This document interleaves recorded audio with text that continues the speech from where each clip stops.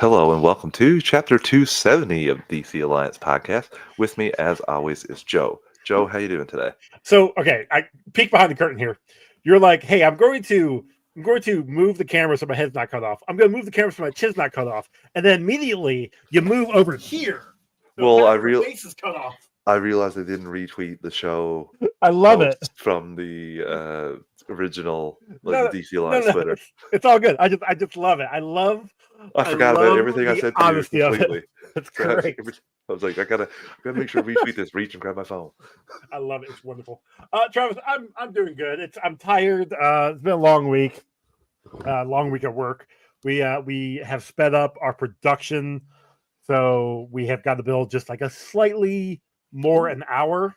Nice. Like it's not a lot more. It's like a couple more trucks an hour, but that adds up, Can So, I ask you a it's question? Are tiring. they building more in anticipation for because they well, paused all the tariffs for 90 days and that should come up around June. yeah, Uh, correct. so No. okay. That was part of the original plan because Okay. we had how they call it we derated, we slowed down production last year Okay. because we were remodeling everything, Oh. retooling stuff, so that we could then basically we do this every we remodel all of our tools area, all of our work area to be ready for the next model because more often than not, every 4 years, there's something with the new model that is a drastic overhaul. So we have to like move a lot of tools around, move a lot of stations around, and so within those 4 years, every year we kind of do some small shifts. This is one of the small shifts. I think next year is when we will start like a brand new model. Model.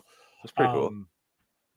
But yeah, so last year we derated, we slowed down the line, we slowed down production a little bit, to just kind of get everything up and going. We had our week off last week of work. I know we had the week off of the show here. That was to retool everything to get the production up, the speed up just a little bit to re-rate, as they call. So we were a little bit faster this week, and it showed. My body was hurting. Oh man. I mean, I'm good now. Like the Tuesday was rough. But are you off on Sunday? Yes. Okay, yes. so light at the end of the tunnel here, just tomorrow. And but I do got to work tomorrow because we are back up to working Saturdays. Yay! How are you doing though? I'm doing okay, Joe. I'm tired too. It's my full week this week, and just been a lot going on. I told you before we talked. It just had an old lady yell at me this morning. I was just ready to throw my laptop out into the thing. It just was entitlement at its finest. But anyway, I'm a little sore too because yesterday I was playing with Oliver on the bed, and I was just lying, basically blocking so he could fall off the bed. And then he decided to climb over me to get off the bed and started to drag me down off the bed, and I couldn't grab onto anything. There was nothing there. So I fell over with him, and as I'm falling over, I'm basically pushing him into the mess of blankets that are over in the corner and trying not to land on him. I land square on my back, and my shoulder has been pretty rough here today. So, but I did manage. He was screeching and I was like really crying. And I was like, "Oh my God, are you okay?" I checked him over, and he was like, "I hurt Dad." I was like, "Oh, I'm okay." And went, "Dad's tough," and I was like, "Oh."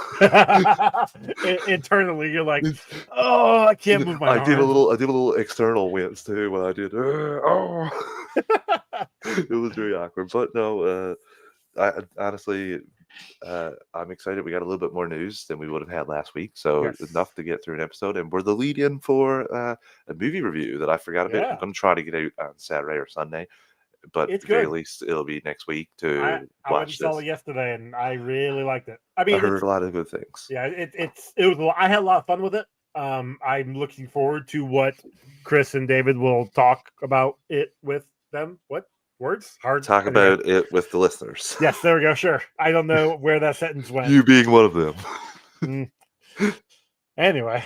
But yeah, let's get we got some news. We got a new article and some potential news by Sergeant Rock. I don't know if cancel is the right word, but I mean, Well, I don't know. It says canceled right there. now there is somebody that said that, so we'll get into that now before we get after we get to that, we'll plug that away. So we are part of the Geek Ultimate Alliance with 6 shows in total, and Mondays bi-weekly is Ranger Alliance, and Tuesdays is a walk through the multiverse, and Wednesdays is the Animation Nation, and Thursdays is Star Wars Alliance, and Fridays is Marvel Alliance, and on Saturdays is DC Alliance. Also, Ranger Alliance is weekly, not bi-weekly at the moment.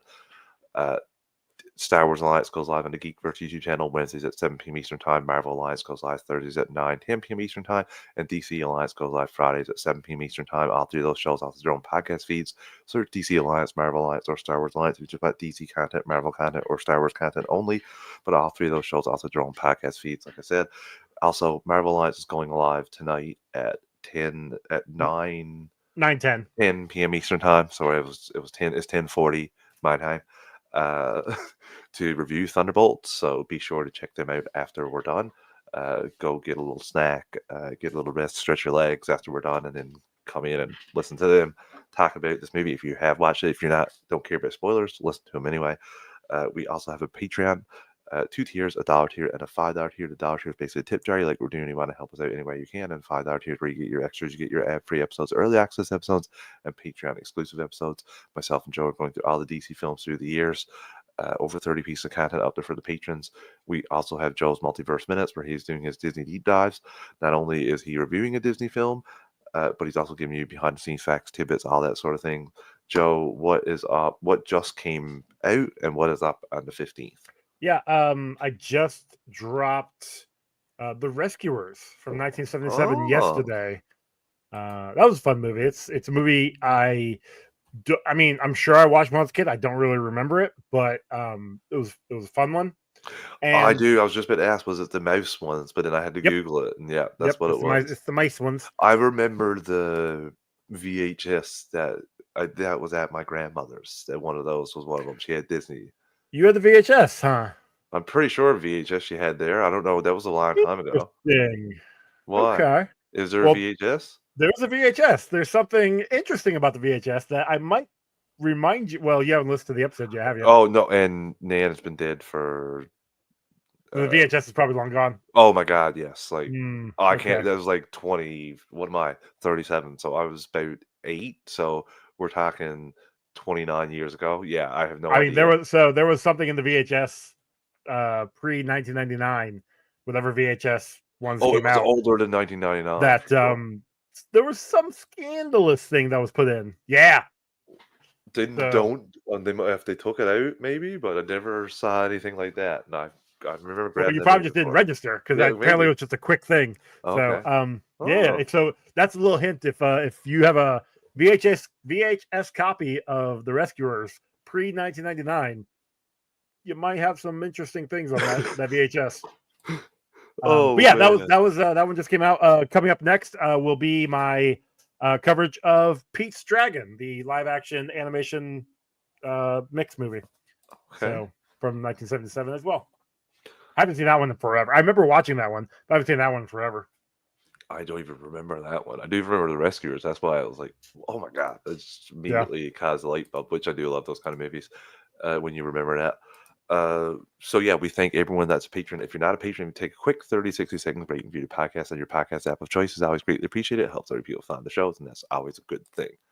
Okay, Joe, like the headline says, we had a tweet first, and then I'll get into the actual article from Deadline. But we had a tweet from the Wrap saying that Sergeant Rock has been canceled. It uh, it was an article written by Umberto Gonzalez and Drew Taylor. So basically, it is a Sergeant Rock director, Challengers Queer, is no longer moving forward at DC Studios. The Wrap has exclusively learned. So that's what they said. Then after that, we got some stuff come out from Deadline, basically saying Sergeant Rock's DC superhero flick, The Penguin with Colin Farrell, has halted production plans. Sources have confirmed the deadline. While the film was supposed to enter production in the coming months, we're told now it'll shoot next summer. Studio insiders said that ultimately shooting this summer was unattainable, and the team would have to rush through prep to hit the right weather conditions for the right time. Yeah. So It kind of, I mean, that's good that they're knowledgeable enough to be like, hey, we can't do this and make it a good movie. If we rush this, it's gonna be bad. So I'm happy that they are putting a pause on it until everything is lined up, which in theory, kind of lines up with what Gunn has been saying. Once everything is green, then everything is, can go forward. It sounds like this was being pushed too quickly, and by who we don't know. And it sounds like somebody finally was like, "Hey, no, we need to slow down." Something tells me the script was fantastic, like perfect for this. Yeah, Which is what Gunn said is the number one thing. And see, I'm of two minds. We'll see down the road. If this gets canceled, then we'll come back to this and say that this might not have been truthful, the information they gave sure. Deadline. They But were just as of trying right to now, like hold hold thought. the title of our thing with the DCU in trouble already. They don't want Yeah. that kind of feedback.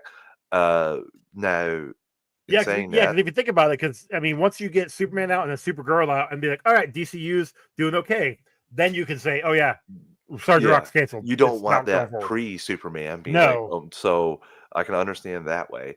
Also, if it's not that way, and this is legitimately the reason why, and they're being truthful, I'm actually happy about that as well, because that's telling me they're using common sense. Ultimately, if you tried to rush that, production would probably end up costing more, which is another probably. thing WBD can't. So you just say, we're not going to go into pre-productions, or we're not going to go into production. We'll stay in pre-production.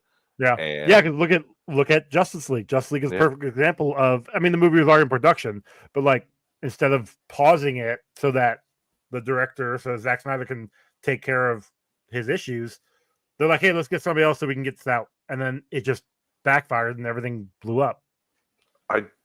Iggy says Geekverse, I think Snyder Bro created failed leak info for James Gunn's Superman movie. I didn't know didn't there was. see any of that stuff, Iggy, but like I always say, my blocking is impeccable on Twitter. Yeah, I have a lot of those.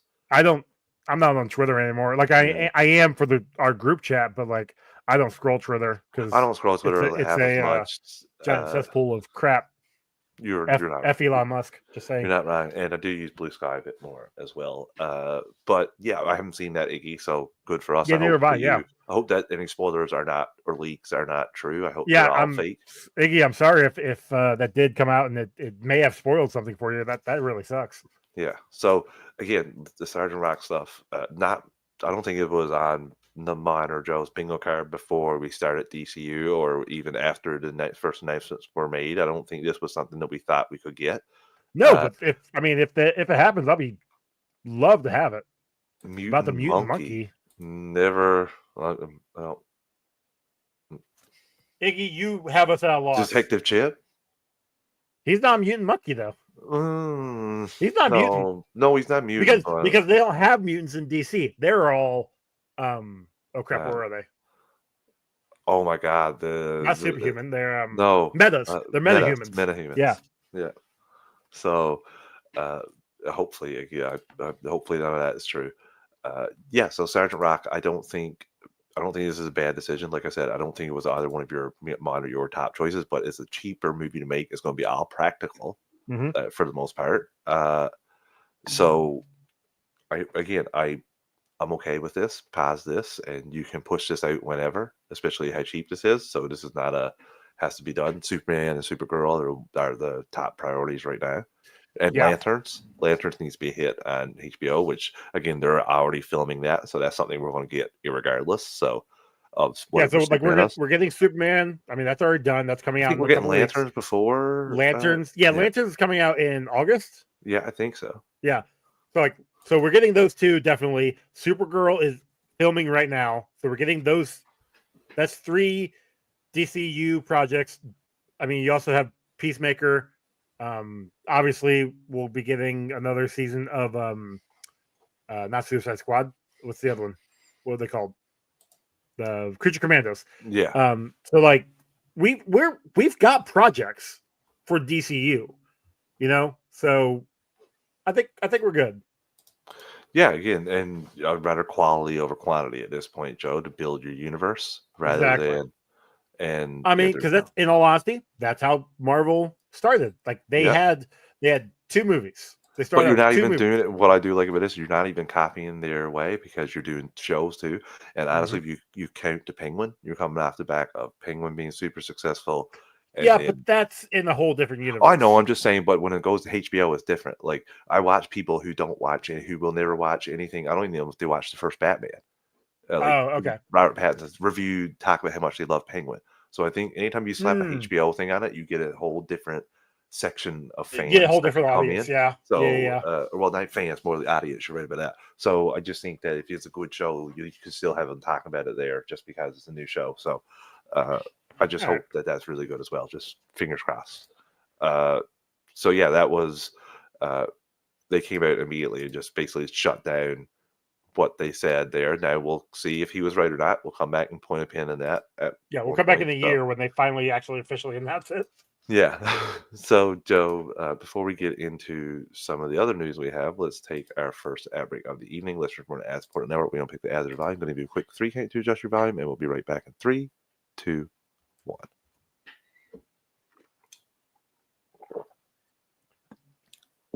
And we're back. Okay, Joe. Moving on here. We have a big article about David Cornsweet from ABC News, which is not your average like review. Like we don't usually get this in the Geekverse kind of world, Geek Well, universe. I can't remember the last time I saw an ABC article for a superhero thing. So could have been well now Marvel side of things. I'm not sure because we don't get that news. So I could be wrong I'm there. pretty sure they've been getting they get Yeah. articles for everything. So yeah, they talk about his. I did like this. He said in the Entertainment Weekly interview in 2019 that his pie in the sky role was Superman. Uh, so yeah, it's a pretty. I've only read some of the article at the moment, but there was a couple of things here. Gunn said David was one of the very first auditions I got. Instantly, it was a relief because he had a playful charm about him that was not evident in Peril, Pearl, sorry, which is what he looked at to potentially cast him. He had a Okay. sense of humor that made me go, "Oh, this might be a really good match." Uh, I like that. Um, he does talk about uh, Cornsweet having a lot of Superman in him. He says Superman is a square and David is a square. He listens to American Songbook like Dean Martin and Cole Porter. That's what he listens to on his iPad. That's weird, but oh, so Superman. I mean, yes, He that's not will be. wrong. Well, he's right. He would be a little odd like that. Uh, he said when Gunn called him for the news, he called his wife first, and then he called his sister who was on the golf course, and he had a little text from her. She said, "Is this the super news that we were expecting?" And he said, "Yes, super, super good news." Okay. So yeah, that was a pretty cool little thing here, and he did the test screen with Henry Cavill's Hmm. suit, uh, and he said a marvel of engineering is what he called that suit. Very nice. He said, "I remember feeling kind of growing into the suit growing around me, fitting by fitting." When he's talking about the new suit, we had such an amazing costume team, and they built the suit around me over the course of many weeks and months, and it started to feel just like a bit of home for me, which is not what most people say about those suits, especially if you listen to Ben Affleck. But Ben Affleck is very honest sometimes, especially you go back to his Armageddon commentary, which is my favorite commentary of all time, because he did not have any idea what commentary would be like, or how Well, that was internet like, or YouTube. That was pre-YouTube and all that. He well, didn't sure, realize that was what we also like shared. in his early years of acting. So, I mean, That's what he's like. I asked Michael Bay, why would it be easier for drillers to be astronauts and astronauts to be drillers? He said, "Shut up, Michael." He said, "Shut up, Ben." oh man, Oh, yeah, he's like, that's that was the I end. do love that section of He's like, that that's commentary. he's like, that was the end of that conversation. I can't believe they put that in there. I It's sent my commentary, like, DVDs. Oh my. So yeah, uh, he did say he's a public facing character. He's a symbol. There's a presentational element to it because he does want to present an image of calm and authority. While he doesn't always feel that way, he wants to make other people feel that way as Superman. Then they talk about his like regiment for working out and stuff, and they talk about one of the things I did like here, which is a little bit different, kind of a little different of the character. Uh, he said he's in love with Lois, but Lois is the one that needs convincing of the relationship. It's not him. He's like, he knows he needs her in his life. So that's a little different than some of the ways we've seen it in film. But usually it's just we both are in love, yay. When they do find out that Superman is like Clark Kent and one and the same. So I do like this little bit of a different. They do talk about him being her being his girl Friday. No, So okay, fair. Yeah, that again, he said, I expect some things will change when the film comes out. But his popularity, he said, but one still has to wake up and eat breakfast. This way into it, which that couldn't have been better, Superman. I mean, sure, The yeah. dry and say wall at the end there. So still nice to see the interview, to see that the market train is going to start getting full hype here, Joe. Yeah, I'm because excited. that's 2 only a months couple. away. What, 2 months away? Yeah, we're We'll be gearing up. Never know. There might be early showings. One of us might get to see one of those. You dude. probably more chance than me.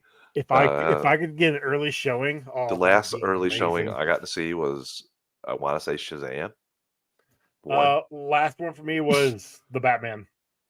Yeah, no, I didn't get to see anything early like that. Yeah, They don't have those events here, so we have one theater chain, so very rarely. Some of them do, yeah. but Sorry. that's the way it goes, Joe. Can't got supply and demand.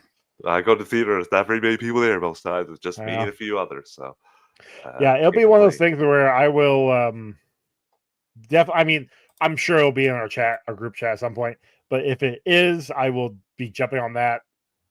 It may be one of those where if I have to travel, may have to travel. And now you take this with a grain of salt, because this is the same person who said Sergeant Rock was canceled, and we're getting pushed back on that, but saying that Clayface is set to begin production on October 1st. I mean, okay. You sure it's the same person? Yeah. Okay. And like I said, we have another person pushing back because Jeff Snyder's claiming that there's a page one rewrite happening on Clayface. And Apocalyptic Horseman has been right on a lot of things. He goes for Nexus Point, and they don't usually post stuff until they are right, and stuff you can call back that does end up being right. So he said it's not a full rewrite. It's not a new written. It's a director, James Watkin, doing a director's pass, which is not uncommon at all. Nothing to see here. So it says, I'm told Mike Flanagan turned in a solid skeleton for Clayface movie, but it was still a fairly roughly draft, and he has to turn his attention to Carrie series. And he said there's a new writer coming, and then this guy's pushing back and saying no. So there's some scooper fights, I guess, for this, if it's going to go into production or if it's going to be rewritten or all that sort of things. Because if it's going to get rewritten, there's no way it's going into production by October. Yeah. Very, very, very. Well, sorry. I mean, depends how quickly the rewrite is. And Yeah. how good it is, because we know No Gun has pretty high standards for this sort of stuff. But he already said that Mike turned in a good script, I'm pretty sure. I'm pretty sure he commented. But now Mike Flanagan, come on. And also we've gone through so many of Gunn's comments on stuff that I'm going to be honest with you, I wouldn't be able 100% confirm. I'm pretty sure I could search it in the notes. Like yeah, I'll be honest with you. Notes, but I don't remember. So yeah, I'm excited to see it. I really do hope that it's set in the DCU, because I want a fantastical. I love seeing Clayface and Creature Commandos, and I want a fantastical Clayface. So I hope we do see that. Going on, something that I don't think anybody thought was going to be a problem. A federal judge on a couple Thursdays ago dismissed Superman co-creators' estate in their bid to reclaim foreign copyrights and block the new film from releasing in Canada, UK, Ireland, and Austria. So it's going to release with no issue. We're all super shocked here. Yeah. I'm just props to WB for not settling and giving any money, because they don't have any money to give. Yeah, they don't have any money to give. That's why they probably didn't settle. We're not settling. We're not giving any money. You guys, you're not doing too great. So, and Gunn confirms that this was going around, that Garrett Dillahunt is not the DCU Green Arrow. someone was trying to see if that was what's going to be played, and there was obviously an AI image come out. So Was it AI or was it just him in a fun little costume? it could maybe it's him in a fun little costume. Either way, like sucks because I do like him as an actor, but I I would love mean to see that. Would be like a super cool surprise to it see. would, but because you're building lanterns, like you're gonna have at least two, if not four, of the lanterns. Well, at least three, maybe in the lantern show, plus the whole core. Like, why don't you just focus on But them? You we don't don't know if we're getting the whole core. fair.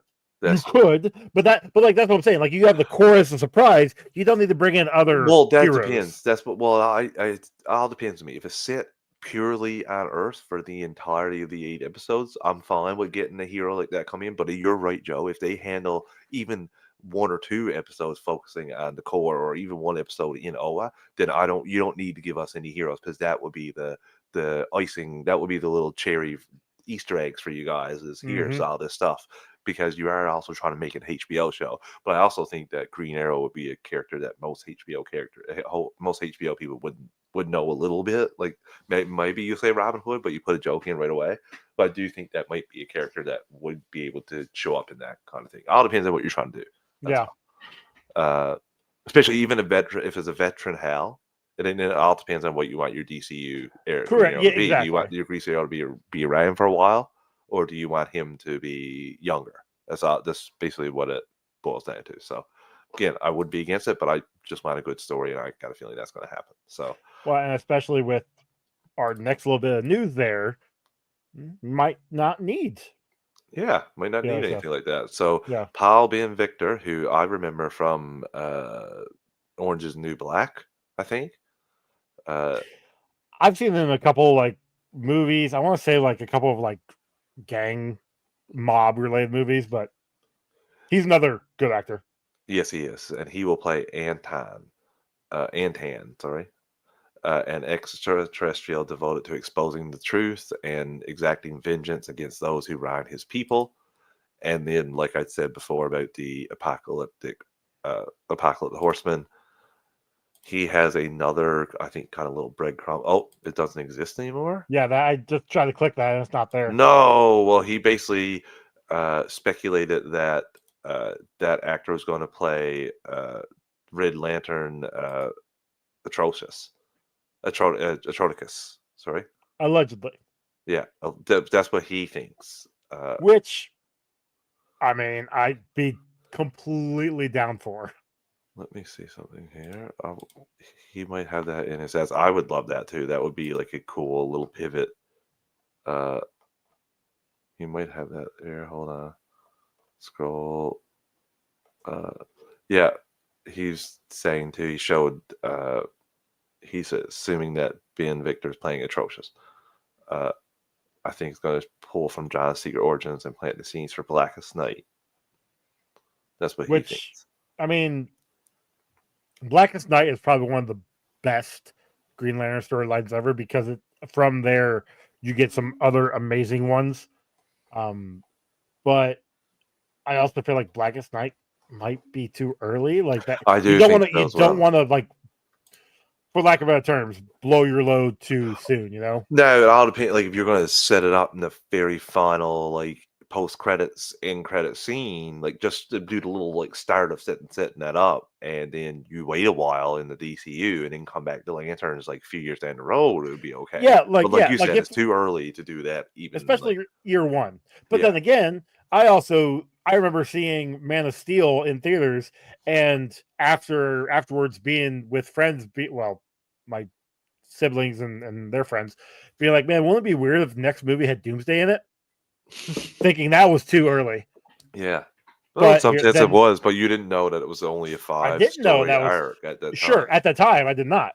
If you knew that, you'd be like, okay, that wouldn't be too early in the five. Correct. When you're building to Dark Side, that wouldn't be as early. So, yeah, again, it all depends. But I just, like I said, I think we're going to be in for some good stuff here going forward. Uh, Joe, let's take maybe our final ad break of the evening before we finish off some news and talk about Smallville. Listeners, we're an ad-supported network. We don't pick the ads or the volume. I'm going to give you a quick 3 count to adjust your volume, and we'll be right back in 3, 2, 1.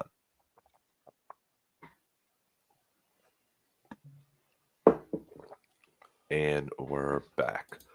Okay, let's get into this. Let me close up all the news I've been in so far. We got a new logo for Supergirl. It's not the official logo, it's what they've been using around for the chairs and stuff on the set, but I still think it's pretty cool, and it's going to be pretty close to the official logo. Especially, I do love the Superman symbol being just like Superman's in the background too. That's just that and it makes sense that it would be similar to his, especially the early on. Like, I don't think, I know in comics wise, their symbols have little variations, but majority of the time it's the same symbol. And I don't you think need any variations here. I don't think they're going to change it a lot. Yeah. Because, maybe if you want to distinct it, have a different color underneath, like have hers be blue and his be yellow. But I don't think it's gonna. Actually, yeah, because right now his is yellow, hers is blue. Yep. There's the difference. Leave it like that, and we're fine. I'd be okay with that. And we got an announcement for a new Hot Toys Superman collectible figure, 1/6 scale. No release date, just got coming soon. As we've got some Superman merch that has been dropped. We got some more. Those both look kind of, the hat and the bag look really cool. I know. I really like the hat and the bag. Oh my god, the bag's actually. I didn't really look at the bag in big picture style. I do like that a lot, actually, Joe. Yeah. So yeah, I need to start getting some merch. Need to get some Superman merch. We're getting a big push for all this stuff soon. We're 2 months out from the film, so there's a behind the scenes look at Mr. Terrific, and I'm going to say this just right on the nose. He looks terrific. Couldn't help myself. Fair play. This is I love this. This is awesome. Yeah, he looks cool. I'm looking forward to this one. I don't know why, but it just looks more cinematic than what I remember the Arrowverse. Well, because Arrowverse, DCCW guy. Arrowverse. Like, didn't he had cornrows for a while? Yes, didn't he? Or was it the whole time? Because I think he had the whole time. Did he wear a helmet? Maybe. No, I don't think he ever wore a helmet. No, but like that's what kind of like threw me off is that he had the cornrows. I'm like, not saying he Mr. Terrific can't, but that's not what I know Mr. Terrific as, you know? Yeah, and I think he's going to be one of the ones to be like, yeah, we should be on our own instead of being for Maxwell Lord. I think he's going to come to that conclusion. I think they'll form the Justice League International. That's what we're going to get. So. Then we get a behind-the-scenes look of Superman with Lois Lane. That was from USA Today. I think this looks great. I think the suit looks fantastic here in the shot. Like, I think this is the best the suit's ever looked to me. So I'm excited. I do like the Metropolis Meteors sign there, fan club in the background. Yeah, that's it. Just a nice little nod there. What else? So just something. Man, I'm looking forward to this movie. It's gonna be great. This is something that frustrates me a little bit, just hearing this a little bit. James Gunn commented on the Superman trailer. He said, "You haven't even seen the trailer 1.0 yet. Only a teaser and a sneak peek. I can't wait to show you guys the trailer." Then show us the trailer, James. That's why I'm like, you didn't even need to comment on that. Nobody's asking. Like that is like it's gonna be probably another few weeks, 3-4 weeks. Let's say. What do you think? You think we're gonna get it a month out? We have to get it a month out, right? Maybe it'll be the long weekend coming up in a few weeks. Memorial Day weekend? Yeah, maybe that'll be when we see the trailer. Okay. And then they start their kickoff of Superman. Like, it makes the most sense.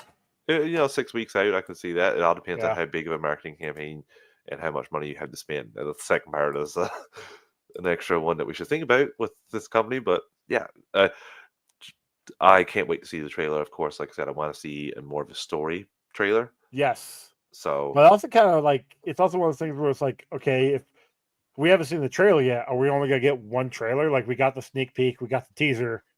We only gonna get one trailer for I mean, this pretty movie, slick way to not show anything really. right? I mean, considering every time we have a movie, we'll get 2 or 3 trailers, 3 trailers, and and by then the you get second and third trailer, you already know the whole movie. and also the week of the movie, you're getting like You're reels getting the come out TV and spots. You're everywhere, getting TV yeah, spots. yeah. Hey, Andrew. What's going on, Andrew? So yeah, again, really excited for this. Can't wait to see the actual Yeah, trailer. no, But that's we're just 2 months late for Superman. I can't wait. yeah, This is yeah. cool, Joe. This is something I wish was in my area. So, The Legend of Kingdom Come, the Alex Ross documentary, will be screening at Music Box Theater in Chicago Oh, May 10th at 7 p.m. that's Tickets close are to me. limited. There's no other places it's shown here. It's featuring a post-film Q&A with executive producer Sal Albertini, director Remy Atassi, and special guest TBA, which I'm going to make a wild guess and say might be Alex Ross. Uh, You know, I do have a ticket to Ticket Chicago on a train. standard ticket to just be there is $25, and you get the admission to the movie, and you can go to the post-film Q&A, and you get a film poster. 11 by 17, and then the collector's pass for $100 you get admission to the VIP cocktail hour with a drink ticket. Admission to the film screening and post-film Q&A includes a Blu-ray. Ooh, that's nice. Film poster and Legend of Kingdom Come variant cover, and limited to 60 people only. Let me see if there's tickets available. Buy ticket. What's available? Well, VIP still available. Oh, nice. So Hmm. yeah, that's a pretty good opportunity on May 10th for anyone in the Chicago area. Can't imagine what the flight would cost for me to just go there. And it just says plus 100 TV spots. Yeah, Andrew, and did not to mention the TikToks and stuff that comes out too. It's everywhere. YouTube is really bad too. I basically got to put in words when, like, I 7 had to put in p.m. Thunderbolt words here. Joe's here live contemplating is he going to go take Kind a of train? again. So when I went to C2E2, I did inevitably buy an extra ticket because I didn't know how train works, Yeah. or I think I bought a return ticket thinking I thought I was going to need to, but apparently I didn't. I don't know. So I have an extra ticket right now to Chicago that I need to use before July. Ooh. I mean, I don't need to, but because it's only like $15. But like, I mean, I could. That's a pretty good opportunity here, Joe. And then you'd have the I'm like, I'm not Blu-ray, working too. that day. I mean, it's Mother's Day the next day. It's not like I got to worry about that. My mom's dead. So I just. My mom is like 5,000 kilometers away, so basically don't have to worry about it either. It's Anyway, in the car. But that's hilarious. I just like breaking up my dead parents. Anyway. Oh, but yeah, I would love. I hope you get to go to that, Joe. That would be awesome. Oh, I'm not going to. I mean, I know, could. There's a lot of work too, though. It's. I mean, I would have to. I have to check train schedules, but if they get Blu-ray options, it's coming out somewhere eventually.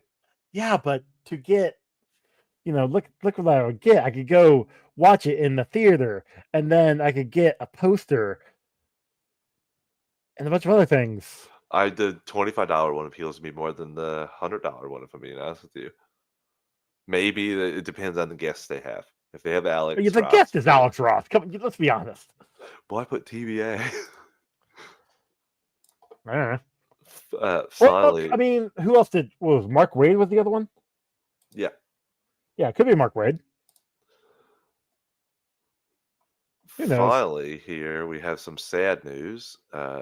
Speaking of dead parents, Jackson Butch Geiss, an acclaimed artist from Marvel and DC since the early 1980s and the co-creator of the iconic X-Men villain Apocalypse, passed away at the age of 63. He'd been dealing with some health struggles lately, so he's like you said, DC, classic Marvel. You brought up that he co-created Apocalypse. For me, he was on Action Comics in the 90s. It was during the death of Superman, Funeral for a Friend, Return of Superman storyline. So it was all that. He was also just, I mean, it was an Action Comics all the way through, like over issue 700. Then I've got the Flash with Mike Barron Mike Barron writing the Flash of Wally West after Crisis. I've got that trade. He was on that. Also did some Birds of Prey in the late 90s. X Factor there. Another one that Brent would appreciate. He was on Ruse, which was a cross-gen comic. Ooh. Like he was a very he was on the Micronauts. That was his first one. That was his first one from Marvel back in the 80s, I believe. Like he was just a great, wonderful artist. 63 years old, too young. Sucks. But also but he also his work's going to live on forever with like even co-creating Apocalypse. Apocalypse alone, right there. But he helped redefine the Eradicator. So, there's some cool books here that he's been a part of. Mm-hmm. So even Superman, the Action Comics, he was on that as well. Yeah, I said that while you were grabbing all of those books. But yeah, like it, because he helped. He was on issue 700, the Fall of Metropolis. So it sucks. I know that as we're getting older, all of these artists and writers that we grew up with, they're getting older too. So we're going to be seeing a lot of this in the future, which is not fun. No, it's not, Joe. It's one of the drawbacks to getting older, but also you get, like I always say, I just kind of every day. That's an extra one. That's a thumbs up and a lucky day. Yeah, it is one of those things where it's made me want to maybe start like going at cons, going and meeting some of these guys. Like I know one Comic-Con I went and I talked to Jared. No, not who was George Perez, and not George Perez, but the other one. Crap! Why am I blanking on who it was? You're not the George Perez or Marv Wolfman. There we go. Okay. Sorry. Okay. He had no, but like Perez, he had a line of people at his booth, and like maybe a couple aisles around the way was Wolfman sitting there by himself. Oh my Nobody God. there. So I walked right up to him and just kind of chatted him up. Like I wish I had my Teen Titans #1 because I had it here at home, but I didn't think to bring it, and I could have had him sign it. And I mean, that if I had him sign it, I would have then went and had Perez sign it. Yeah. But that's just one of those things where it's just you see these guys and you respect them, but they're not going to be here forever. No. It's at the point now in my life where I'm like, okay, maybe I should actually start going up and just talking to these guys, if nothing else.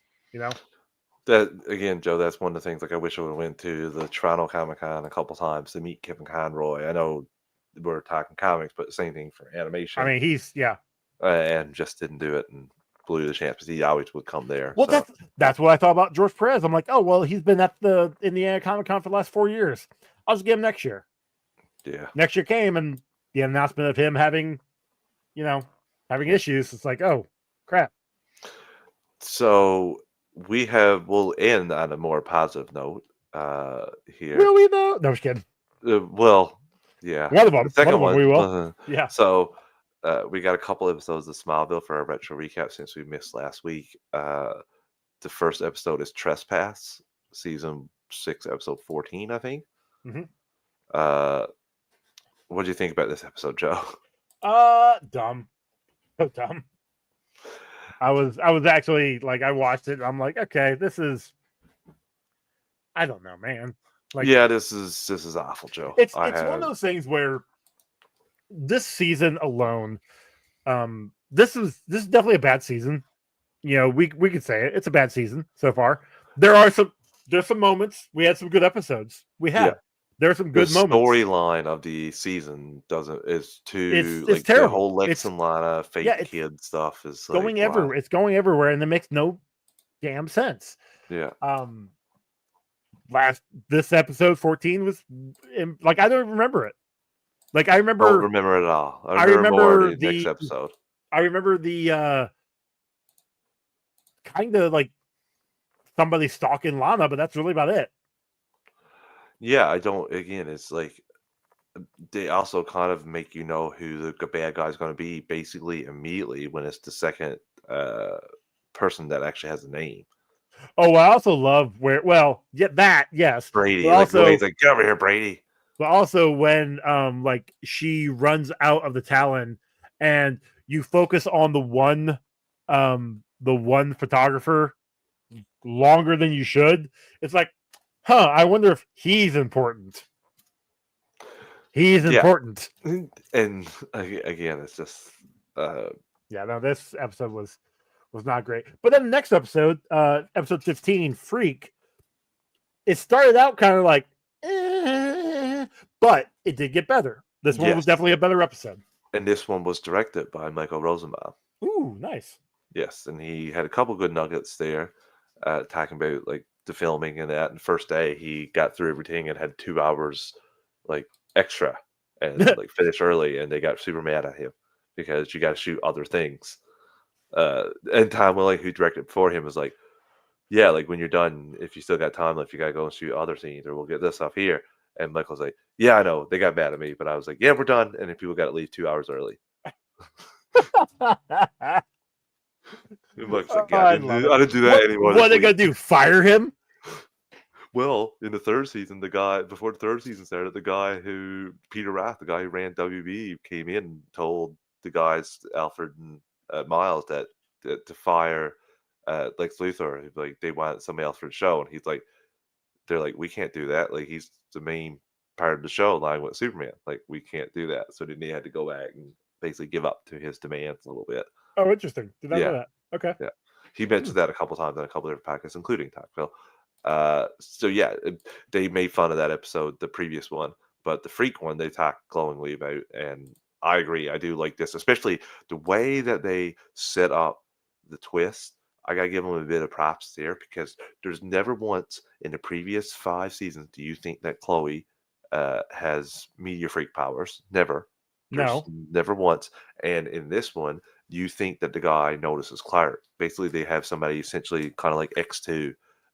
Is it X2 or X3? The guy who can find mutants. Oh hell, I don't remember. X3. So yeah, he can find mutants. And Daredevil Light. You think he can find meteor freaks? You think he finds Clark? But no, he actually finds Chloe. And the way they flip that is so. I love that, Joe. It's one of the better twists they've done. And it makes sense because she's around so many of the meteor infected and around all of the kryptonite. So like it makes sense that she would be in Smallville. Infected, Yep, and grew up in Smallville. That's the other one. So I mean, she's still in Smallville. And when they're doing that drill on her, like the stuff with the inner mouth and that, and they're experimenting on her, I absolutely loved that. That was so like freaky looking. I watched it at work, so I must have missed that part. So yeah, it was quick too because she comes back next day like acting like nothing happened. So yeah, and they're shocked about it.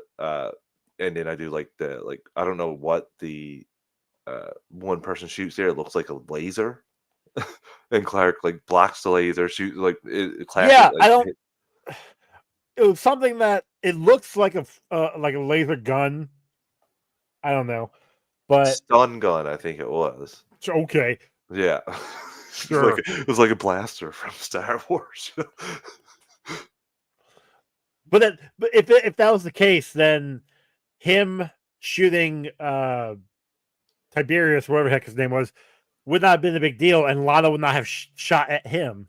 Also, for 2 things there. First of all, Lana is playing for keeps. She just shoots, don't care.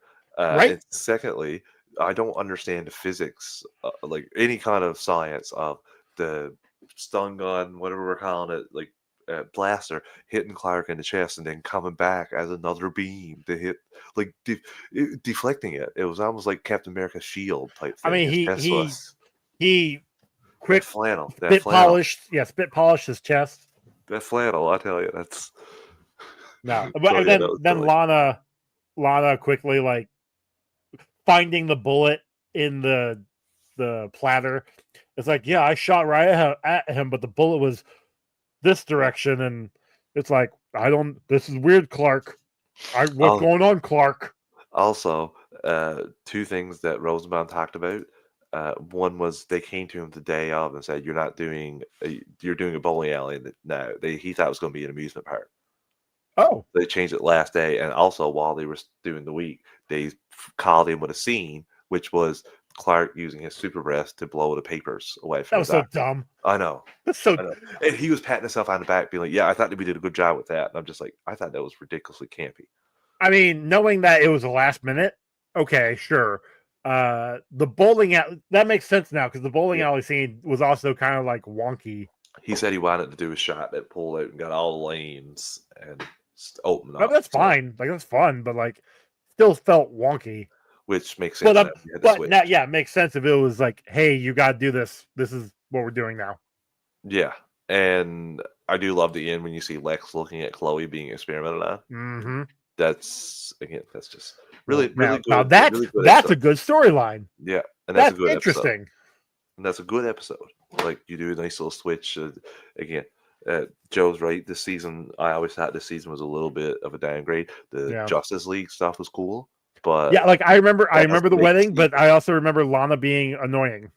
I also remember the wedding being pretty annoying too. So, well, I think that's next week. Bizarro or the week after. Shows up at the end of this. Really?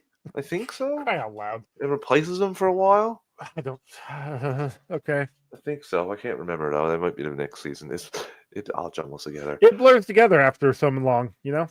But Joe, that wraps up our night here. Listeners, be sure to check out Marvel Alliance's review of Thunderbolts on their feed. Yeah. We thank everyone for joining us. Iggy and Andrew for in the chat. Joe, I'll see you back here next week for more DC goodness. Hopefully the DCU isn't canceled. All right. Later, guys. See you, everyone.